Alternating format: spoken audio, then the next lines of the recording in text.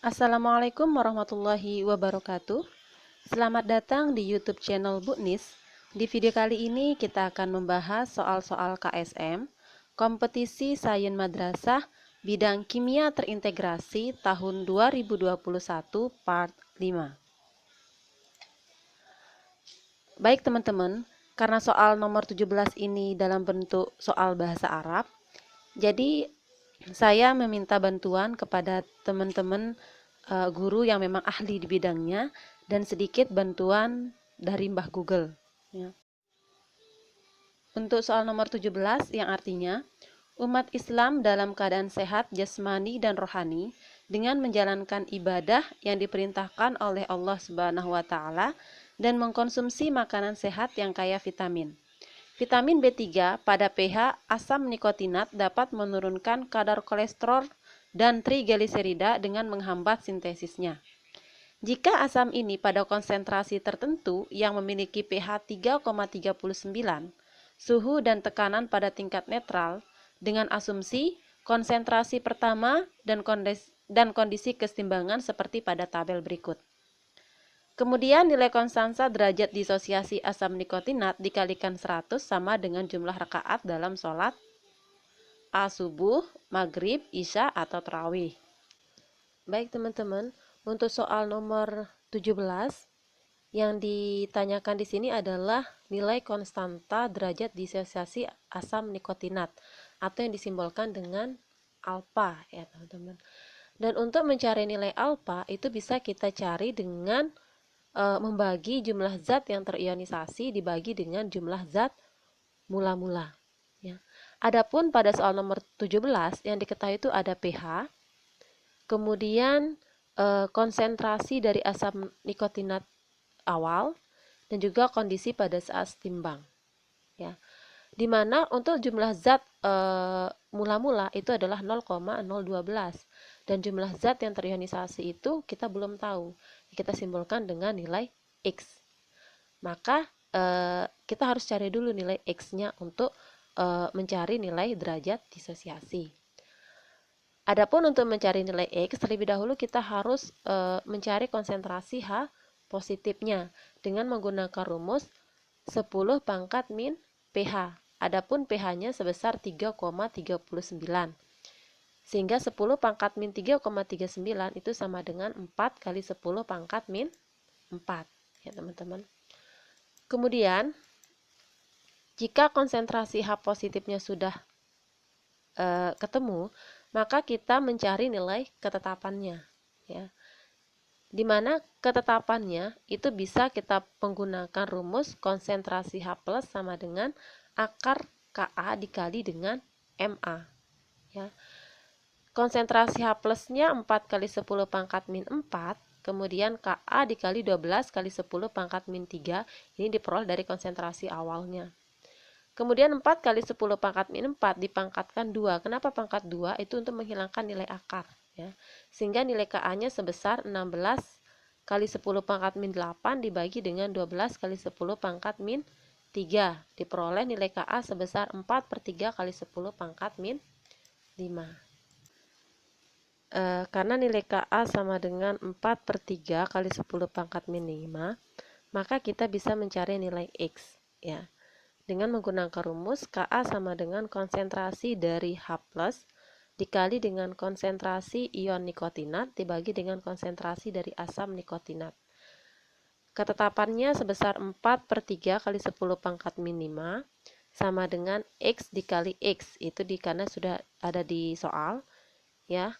Ion nikotinat itu X, kemudian konsentrasi H plusnya itu X dalam kondisi setimbang ya teman-teman. Kemudian konsentrasi asam nikotinat sebesar 0,012 min X. Nah, sehingga diperolehlah persamaan kuadrat. Nah, untuk mencari nilai X-nya bisa kita menggunakan rumus ABC ya, yang ada di matematika, yang dimana rumus ABC itu X1,2 itu sama dengan min B plus minus akar B kuadrat min 4AC per 2A.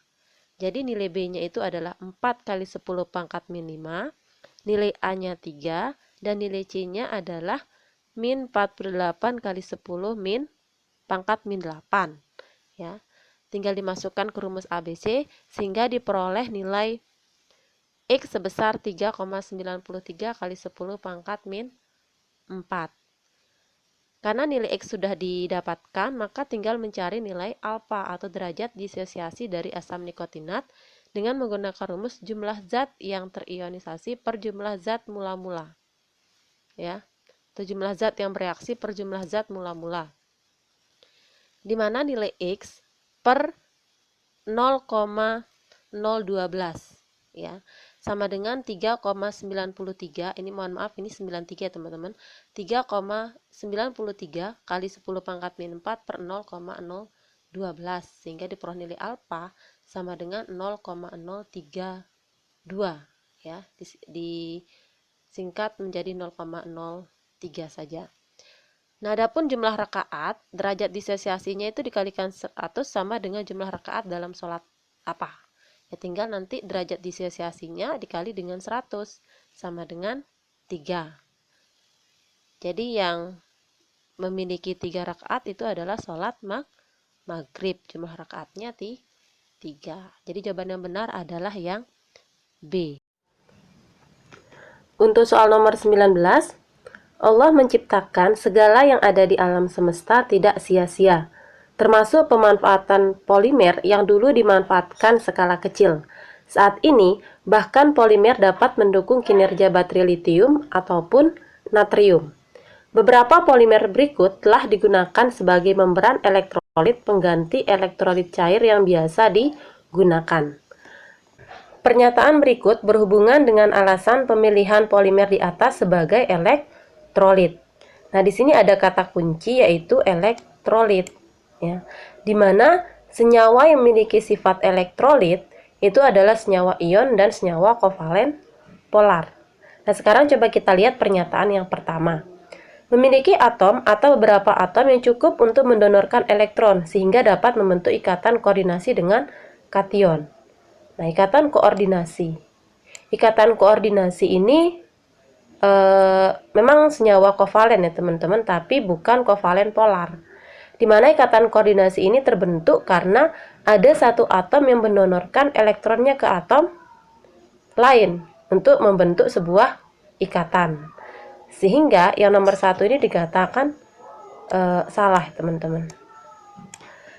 Kemudian yang kedua, memiliki kestabilan kimiawi yang tinggi dan daya hantar listrik yang sesuai terutama untuk aplikasi sel elektrokimia.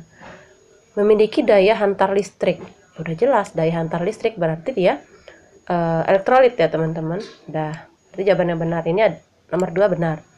Kemudian yang ketiga, memiliki jarak yang sesuai antara pusat koordinat untuk mendukung pembentukan beberapa ikatan ion secara intrapolimer. Ini juga ada ikatan ion seperti yang sudah dijelaskan tadi bahwa senyawa yang memiliki sifat elektrolit itu adalah senyawa ion dan senyawa kovalen polar ya.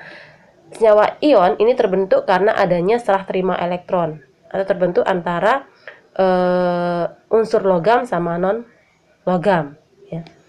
Kemudian yang keempat, mohon maaf yang nomor 3 ini benar. Nomor 4, pada fase amorf tetap dapat menghasilkan perpindahan ion yang efektif, terutama pada bagian logam dengan konduktivitas ionik yang tinggi. Perpindahan ion, konduktivitas ionik yang tinggi. Ini juga jelas benar ya teman-teman, karena senyawa yang sifatnya elektrolit itu karena adanya ion-ion yang bergerak bebas. Jadi jawaban yang benar adalah 2, 3, dan 4. Kita lanjut ke soal nomor 20. Senyawa oksalat C2O42- banyak ditemui dalam beberapa makanan seperti bayam, ubi bit, dan kacang-kacangan. Jika dikonsumsi secara berlebihan, oksalat dapat bereaksi dengan kalsium dalam tubuh sehingga mengakibatkan batu ginjal. Dalam laboratorium, senyawa oksalat dapat dioksidasi oleh KMnO4 dalam suasana asam, seperti reaksi berikut. MnO4- plus C2O42- plus H+ menghasilkan Mn2+ plus CO2 plus H2O. Reaksinya belum setara. Jika digunakan 2 mol KMnO4 untuk mengoksidasi garam oksalat, maka jumlah mol asam atau ion H+ yang dibutuhkan sama dengan nomor urut surat. Baik teman-teman, jadi untuk menjawab soal yang nomor 20, jadi sebelumnya kita harus setarakan dulu bersama reaksi yang sudah disediakan.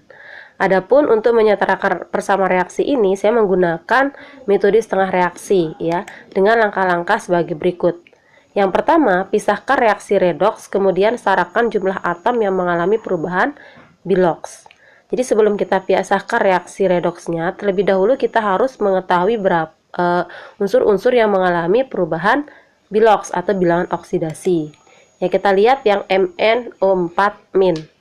O biloksnya min 2 dikali 4 berarti min 8. Tambah 1 min 7.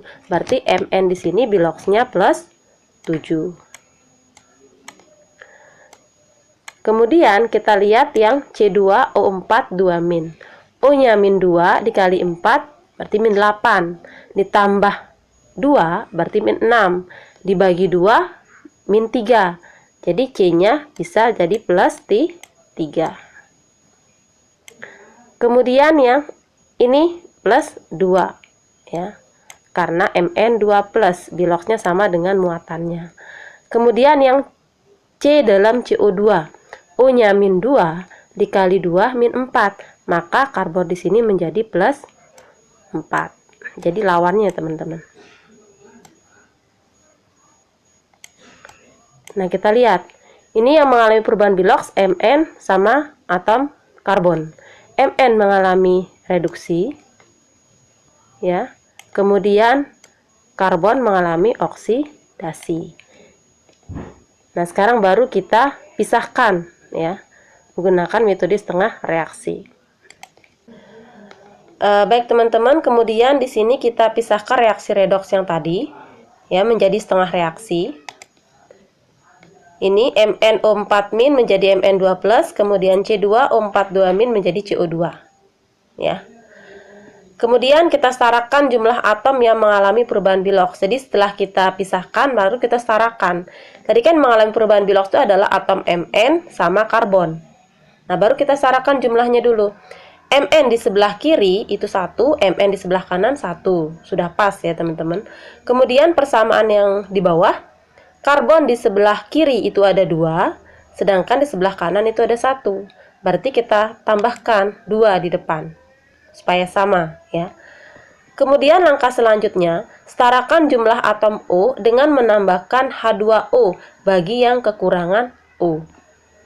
Lanjut, kita lihat persamaan yang di atas nih. Sebelah kiri itu ada 4 oksigennya, sebelah kanan tidak ada. Berarti yang kurang yang mana? Sebelah kanan. Maka di sebelah kanan kita tambahkan 4H2O. Karena kekurangan 4 oksigen. Kemudian persamaan yang di bawah, oksigen di sini ada 4, di sebelah kanan juga ada 4. 2 kali 2, 4. Berarti sudah setara, sudah sama ya.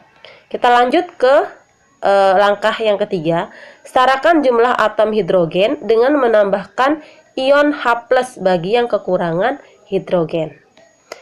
Persamaan yang pertama, di sebelah kiri ini tidak ada hidrogennya. Di sebelah kanan ada, itu ada 8. 4 kali 2, 8. Maka yang kurang di sebelah mana? Ya di sebelah kiri. Di sebelah kiri maka kita tambahkan 8H+. Kemudian persamaan yang kedua, di sebelah kiri tidak ada hidrogen, di sebelah kanan juga tidak ada hidrogen. Berarti kita lanjut ke langkah keempat. Setarakan jumlah muatan dengan menambahkan elektron. Nah, yang ini kita harus jumlahkan muatannya ya teman-teman. Di sini ada plus 8, kemudian ada min 1. Plus 8, 8 min 1, itu kan jadi plus 7 yang di sebelah kiri.